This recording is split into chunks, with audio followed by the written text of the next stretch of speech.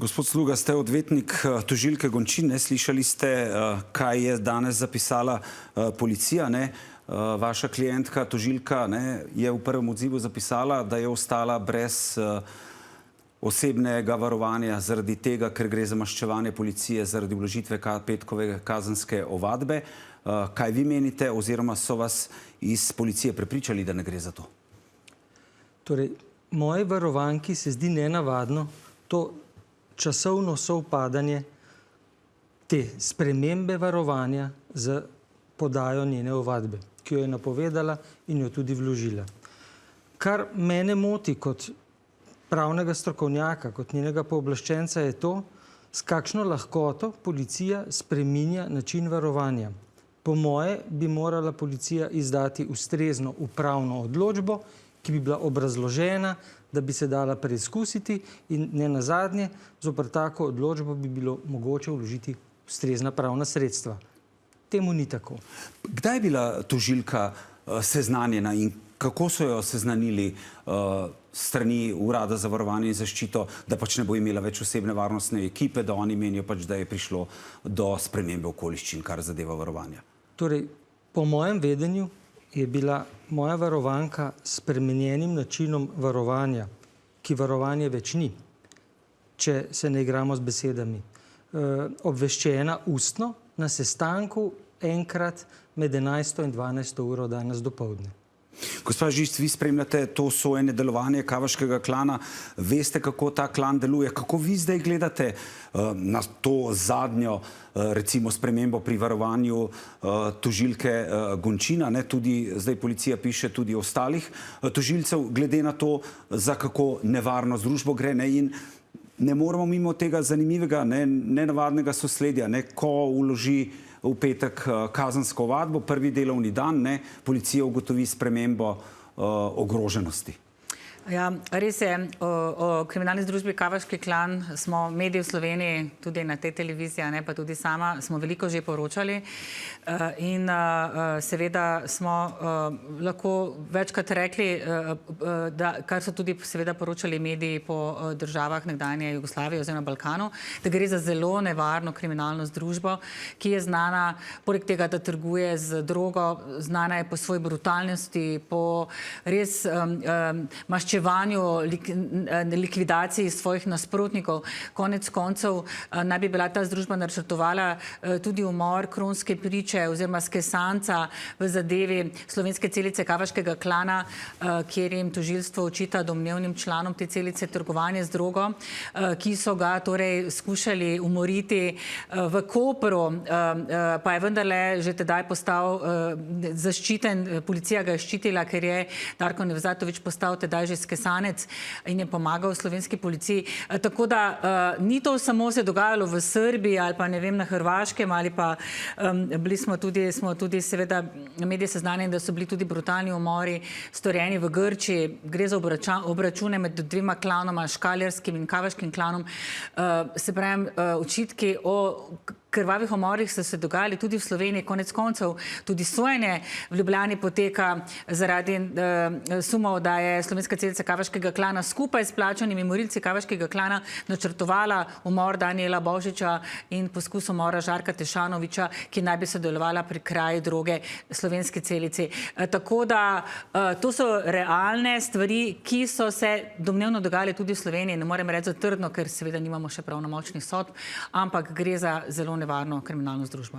In kako gledate na te odločitve policije, kar zadeva varovanje tožilke Gončin in ostalih tožilcev? Ja, seveda težko se izognemo temu, res, kar je že povedal odvetnik Sluga, da nekako to sovpada z podajo kazenske ovadbe, ki jo je podala tožilka Gončin, ampak ob tem bi še nekaj spomnila. Spomnimo, da je pravzaprav policija dodelila fizično varovanje 4 tožilcem in sodnici, ki sodi torej v zadevi umora Danijela Božiča. Ko se je zgodil umor Satka Zovka v noči na 29. november, naslednji dan so imeli torej vsi 4 tožilci, ki nastopajo v 2 teh kazenskih postopkih in sodnica so imeli varovanje. Tedaj je fizično varovanje, tedaj je policija povedala, seveda v okrnjenih izjavah, ker pač veliko ne smejo povedati, da je to varovanje zaradi tega, ker se ne ve, kdo pravzaprav stoji za umorom tega Satka Zovka. In zdaj ne vem, ali je torej policija zdaj med tem časom že ugotovila, da torej umora Satka Zovka ni naročil Kavaški klan, seveda to se sprašujem. Po drugi strani pa smo bili priča aretacijam prejšnji teden v Sarajevu, kjer je pravzaprav bosanska policija seveda na pobudo slovenskih organov pregona, predvsem slovenske policije, opravila hišne preiskave pri osumljencih, ki naj bi torej sodelovali pri umoru Satka Zovka v Ljubljani.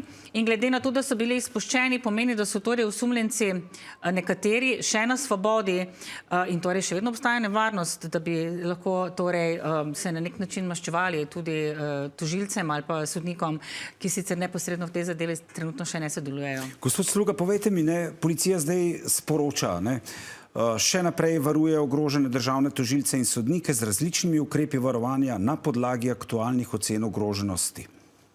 Kako poteka takšno varovanje? Torej, rad bi bil čim bolj konzervativen pri tem, kaj povem o načinu varovanja moje varovanke. Lahko pa povem, da po njenem videnju takega varovanja praktično ni. Kot sem že rekel, problematično je, da se ne da preizkusiti razlogov za spremembo varovanja, da nimamo pritožbenih poti, ker niso izdali odločbe. Pri tem pa posebej poudarjam naslednje, da bi po mojem mnenju sedaj moralo specializirano državno tožilstvo kot delodajalec pa le zavzeti določeno stališče, ali je moja varovanka pravilno varovana, ali je ogrožena oseba. Zakaj? Zato, ker je delodajalec dolžan zagotoviti čim večjo stopnjo varnosti pri delu. In še več se sprašujem, le kdo bo počel take problematične posle, kot je pregon najtežjih oblik organiziranega kriminala, če ne bo imel državnega suporta, torej podpore tistih, ki so za to plačani, ki niso oblastniki, ampak so servis funkcionarjem, v tem primeru specializirani državni tožilki. Specializirana državna tožilka, vse to, kar se dogaja okrog njenega varovanja, je danes zapisalo oziroma v izjavi, da vse to jemlja, kot da ji nekdo onemogoča pregon Kavaškega klana. Tu pri tej misli, če bi jo potrdili, bi šli zelo daleč, sam si ne upam tako soditi, lahko pa se navzven kdaj ustvari tudi tak vtis. To pa dopuščam. Povejte mi, gospa Žist, kaj se zdaj dogaja trenutno na sojenju Kavaškemu klanu in ali ste vi doslej že kdaj imeli, ko ste spremljali recimo ta sojenja, da bi se tako hitro dogajalo, ta sprememba ocena ogroženosti, ne vem, da bi je kakšen tožilec kar 3-krat oziroma 2-krat ne bil osebno varovan, pa potem kar naenkrat ni bil osebno varovan. Se spomnite vi kakšnega takega primera v tako kratkem času? Ob tem je treba seveda povedati, da je tožilka Gončina opozorila na po njenem mnenju nepravilnosti v delovanju Centra za varovanje in zaščito, ki so se kasneje očitno potrdile, ker če ne bi zamenjali vodstva in tako naprej. In zdi se, da vse skupaj, ne vem, sledi kot nekakšna kazen za to opozarjanje. Ja, to je res nenavadno, da sredi sojenja, ki poteka na ljubljanskem okrožnem sodišču, ravno zaradi sumov, da so sodelovali pri umoru Danijela Božiča in Žarka Tešanoviča, kjer smo novinarji priča vsakokrat zelo poostrenem varovanju, ne samo tožilcev in sodnice, ampak tudi pred sodiščem stojijo oboroženi policisti, uniformirani. V stavbi nasproti dvorišča so policisti tudi močno oboroženi, skratka z puškami. Vidimo, da je res vse tako močno zastraženo in zdaj kar naenkrat v bistvu spet udari vest, da varovanje ni več potrebno, ko bi rekla tako rekoč do včeraj, pa je še bilo, ne. Sej, lahko bi rečem, da seveda bom tudi sama vesela, če ne rabijo več varovanja, ker to pomeni, da so varni, a ne? In da upam, da se je ta posebna delovna skupina pravilno odločila, ko je ukinila fizično varovanje. Ob tem bi pa spomnila, da so seveda tudi v preteklosti že bili varovani sodniki in tudi tožilci, ki sicer niso sodelovali pri tako odmevnih primerih, pa vendarle so bili varovani zaradi tega, ker so bili ogroženi zaradi svojega dela, pa za nobenega se ne spomnim, da bi se dogajalo tako, danes so fizično varovani, jutri niso, potem spet so in potem spet niso. Tako da tukaj gre absolutno za en poseben primer, ki ga jaz kot dolgoletna novinarka ne pomnim. Gospod Sluga, vi kot odvetnik? Torej, situacija je res nenavadna. Torej, po moji laični pameti, ob minimalni ogroženosti, ko je ogrožena najvišje postavljena in pravno varovana človekova dobrina, to je njegovo življenje. Je pa jasno, da je varovanje potrebno. Zdaj, tehnično varovanje, kot smo že rekli, je samo igra besed.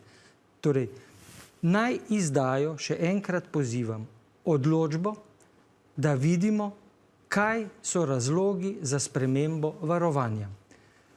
Dokler take odločbe ni, ne moremo preizkusiti njihovih razlogov, se zoper tako odločbo ne moremo preizkusiti. Zaupamo jim pa ne. Zakaj ne? Ker je njihovo dosedanje delo pokazalo, da niso zaupanja vredni. To je ta problem. In ko ni zaupanja med varovano osebo in tistim, ki jo varuje, potem je delo, potem je varovanje, potem je občutek varovane osebe vse zelo v nekakšnem zraku.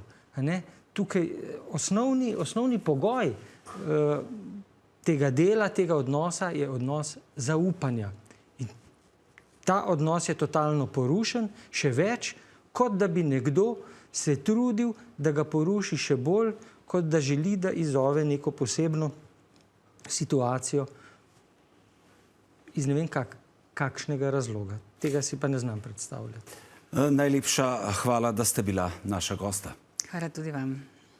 Tudi to smo želeli vprašati vršilca dolžnosti generalnega direktorja policije Damjana Petriča oziroma predstavnika policije, da nam pojasni razloge za ukinitev osebnih varnostnikov Mateji Gončin, kako njo in ostale tožilce v zadevi Kavaški klan varujejo po novem, a so nam sporočili, da zaradi varstva podatkov danes ne morejo sodelovati v oddaji.